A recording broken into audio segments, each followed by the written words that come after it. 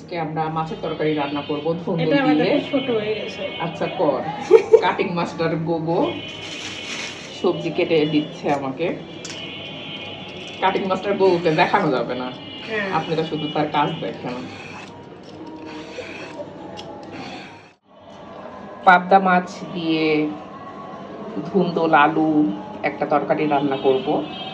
আমি মাছ দিয়ে সবজি দিয়ে খেতে খুব পছন্দ করি, শুধু পেঁয়াজ দিয়ে মাছ আমার একদমই পছন্দ না। তো মাছ আমি মাখিয়ে রেখেছি, এখন ভেজে নিব। মাছ ভাজা হচ্ছে। আমি সব মাছই কম বেশি ভেজেই রান্না করি।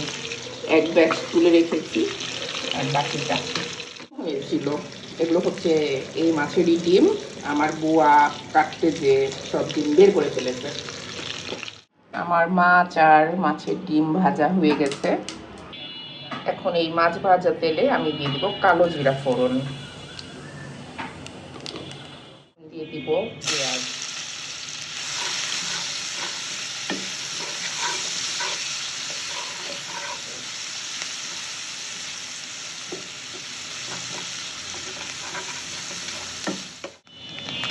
পেঁয়াজটা সুন্দর মতো ভাজা হয়ে গেছে, এখন আমি দিয়ে দিব আদা রসুনের পেস্ট।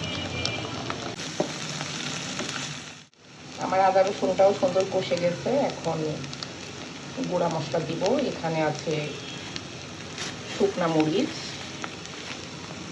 ধইনা আর হলুদ।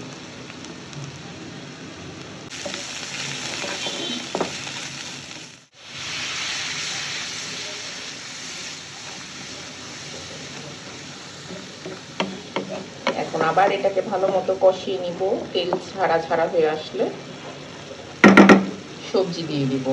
এই যে কাটিং মাস্টার গোগো আমাকে সবজি কেটে দিয়েছে। এখানে আছে ধুন্দুল, আলু আর টমেটো। এখন দিয়ে দিব লবণ স্বাদ অনুসার। লবণ দিলে সবজি থেকে পানি বের হয়। এখন ঢাকা দিয়ে দিব, ধুন্দুল থেকে এক একাই পানি বের হবে।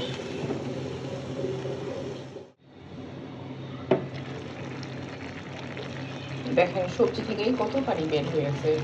ধুন্দুল একটা পানি জাতীয় সবজি।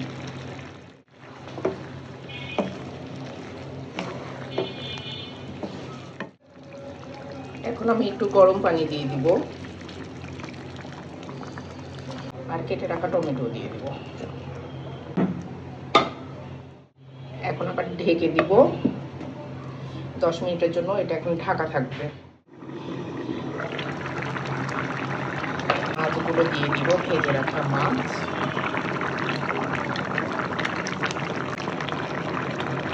কাঁচামরিচ,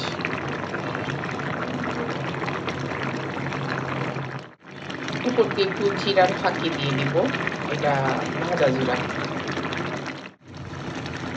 আমার রান্না কমপ্লিট। এখন ঢেকে দিয়ে চুলাটা অফ করে দিব।